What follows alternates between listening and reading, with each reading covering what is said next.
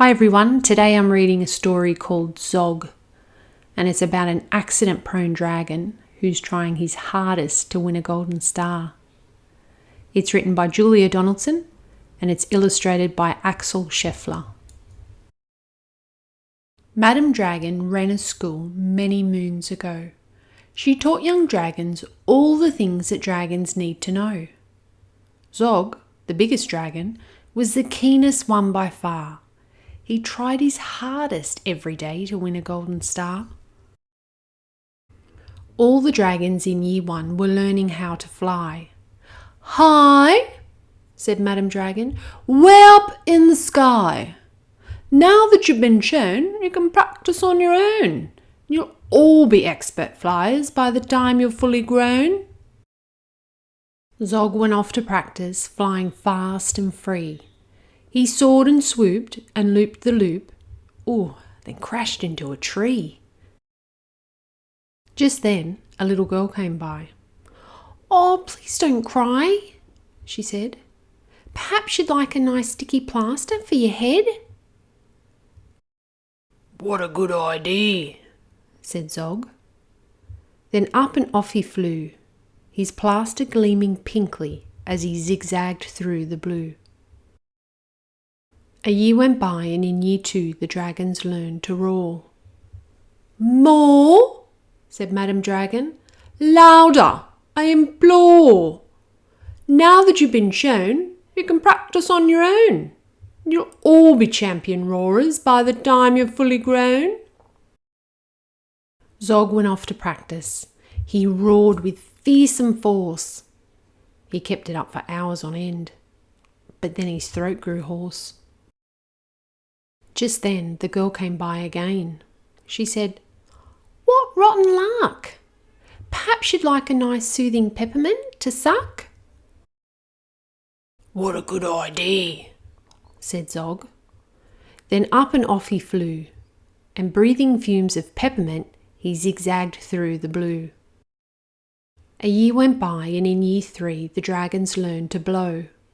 "No," said Madam Dragon. "Breathe out fire, not snow. Now that you've been shown, you can practice on your own, and you'll all be breathing bonfires by the time you're fully grown."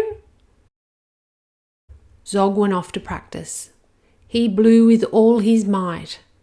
He twirled around in triumph, and his wingtip caught alight. Just then the girl came by again. She said, "You poor old thing. Perhaps you'd like a nice stretchy bandage for your wing?" "What a good idea," said Zog. Then up and off he flew, his bandage flapping wildly as he zigzagged through the blue. All the year 4 dragons were learning.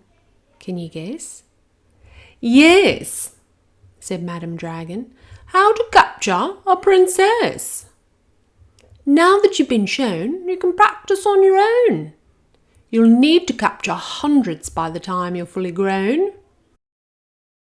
Zog went off to practice. He tried and tried and tried, but he simply couldn't manage. "I'm no good at this," he cried. "I'll never win a golden star." Just then he saw the girl. "Perhaps," she said, "you'd like to capture me? I'm Princess Pearl." "What a good idea," said Zog. Then up and off they flew, the princess gripping tightly as they zigzagged through the blue. "Ah," said Madam Dragon, "our first princess so far. Congratulations, Zog, my dear. You've won a golden star." Zog was proud and happy, and Pearl felt good as well. She took the dragons' temperatures and nursed them when they fell. A year went by, and in year 5 the dragons learned to fight. "Right," said Madam Dragon. "Here comes a real live knight." Up spoke the knight. "My name," he said, "is Gadabout the Great. I've come to rescue Princess Pearl. I hope I'm not too late." Zog breathed fire and beat his wings. You can't. She's mine, he roared. Oh no, she's not, yelled Gadabout and waved his trusty sword. The other dragons crowded round and watched them all agog. Who was going to win the fight? Sir Gadabout or Zog? Princess Pearl stepped forward, crying, "Stop, you silly chumps! The world's already far too full of cuts and burns and bumps. Don't rescue me. I won't go back to being a princess and prancing round the palace in a silly frilly dress.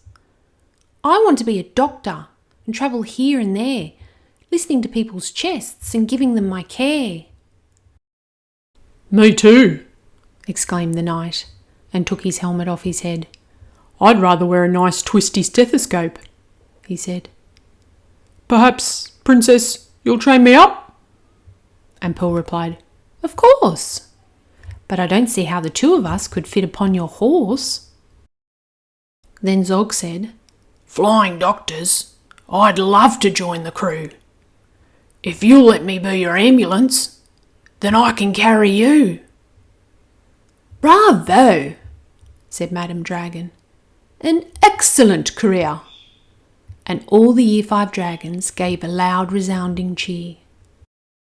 Then Madam Dragon told the horse, "I really hope you'll stay. I'll let you be my pupil's pet and feed you lots of hay." "What a good idea," said Zog. Then up and off he flew, the flying doctors waving as they zigzagged through the blue. Thank you for listening. I hope you enjoyed Zog. Don't forget to subscribe to Storytime Magic with Kylie to stay up to date as I upload new videos. Thanks again for listening.